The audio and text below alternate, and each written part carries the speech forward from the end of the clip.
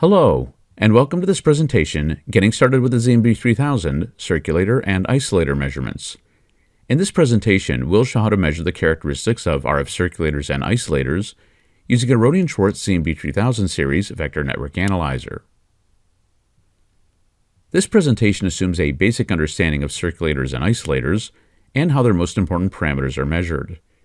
If you're unfamiliar with this topic, or if you'd like a brief review, you might want to watch the presentation Understanding Circulators and Isolators before beginning this presentation. As you should already know, a vector network analyzer is the most common way of measuring or characterizing circulators or isolators. Even though circulators have 3 or more ports, in most cases transmission measurements are only made between a pair of ports at a time, with the unused port or ports being terminated in their characteristic impedance, usually 50 ohms. And as we'll discuss in just a moment, the primary measurements made on circulators and isolators are transmission measurements that provide the magnitude of the port-to-port insertion loss and isolation. It's also possible to perform reflection measurements on these devices, but this type of measurement is much less common, and we won't be covering reflection measurements in this presentation. There are 6 basic steps in making transmission measurements on circulators or isolators: selecting the measurement type, configuring the measurement frequency range, configuring the source power, configuring sweep parameters such as the number of trace points and IF bandwidth, performing an appropriate calibration, and viewing/analyzing the results. In the remainder of this presentation, we'll walk through this process step by step. To select the measurement type on the ZNB3000, we first select Measure, and then choose as Parameters. When measuring insertion loss, we select an S21 measurement, with the circulator or isolator input connected to port 1 on the ZNB, and the output connected to port 2 on the ZNB. For isolation, that is transmission in the reverse direction, we would need to choose S12, but we would use the same cabling as we did for S21. Since transmission measurements are mostly concerned with attenuation as a function of frequency, the best trace format for this measurement is dBmag. This is the default trace format, but can also be chosen by selecting Format dBmag. Note that by default, the measurement sweep will be run automatically and continuously. Next, we need to configure the frequency range, and this is entered from the Stimulus menu. There are 2 ways in which frequency range can be entered, either as start and stop frequencies, or as a center frequency and span. Regardless of how the limits are entered, the range should normally be chosen to be slightly wider than the nominal operating frequency range of the circulator or isolator. The ZNB source or output power can be configured either under the Stimulus tab, or it can be configured using the Power Bandwidth Average button. On the ZNB3000, the maximum source power depends on the selected frequency range. Although setting the generator output power too low can lead to inaccurate measurement results, it's worth noting that most connectorized circulators or isolators have relatively low rejection or isolation compared to the ZNB's dynamic range, and therefore very high source power is not usually required when measuring circulators or isolators. Another important parameter is the number of sweep points.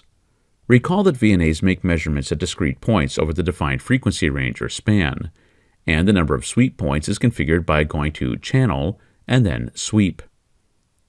Increasing the number of points generally increases the resolution of the measurement, but this will also increase the measurement time. By leaving the auto switch enabled, the ZNB3000 will minimize the required total sweep time. Manually setting the sweep time is possible, but is not recommended. The total time for one sweep is automatically calculated and/or displayed, and this is primarily a function not just of the number of sweep points, but also of the IF bandwidth. IF bandwidth defines the width of the filter used to measure power at each discrete sweep or trace point. Since narrower filters allow in less noise than wider filters, lowering the IF bandwidth will reduce the amount of noise contained in a measurement, and this is almost always desirable.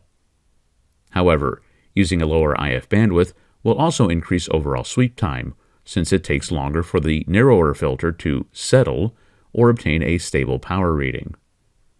On the ZNB3000, IF bandwidth is configured by pressing the Power Bandwidth Average button and then selecting Bandwidth.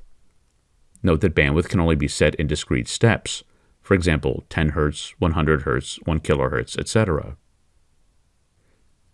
The last step before starting measurements is performing a calibration, and this should be done after configuring the measurement parameters, such as frequency range, number of sweep points, IF bandwidth, etc.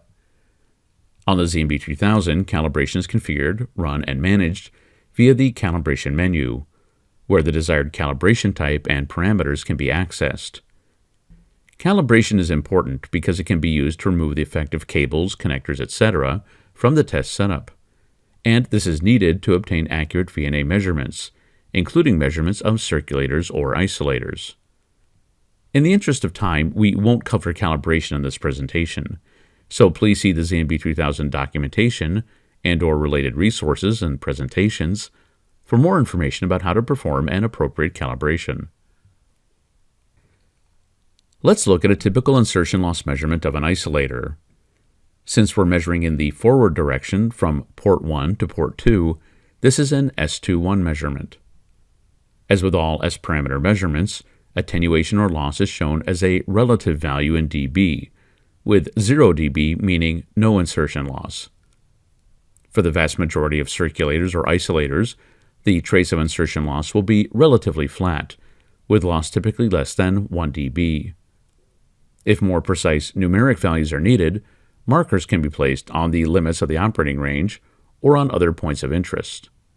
In this example, the insertion loss over the range 1.457 to 1.507 GHz is less than 0.43 dB. By switching our measurement type to S12, we can measure isolation, that is, how much power leaks back from port 2 to port 1. As before, this is typically displayed as a relative attenuation as a function of frequency.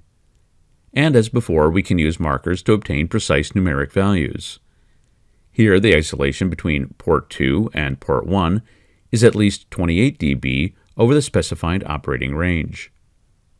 Note that most isolation measurements of circulators and isolators will have the notch-type shape shown here.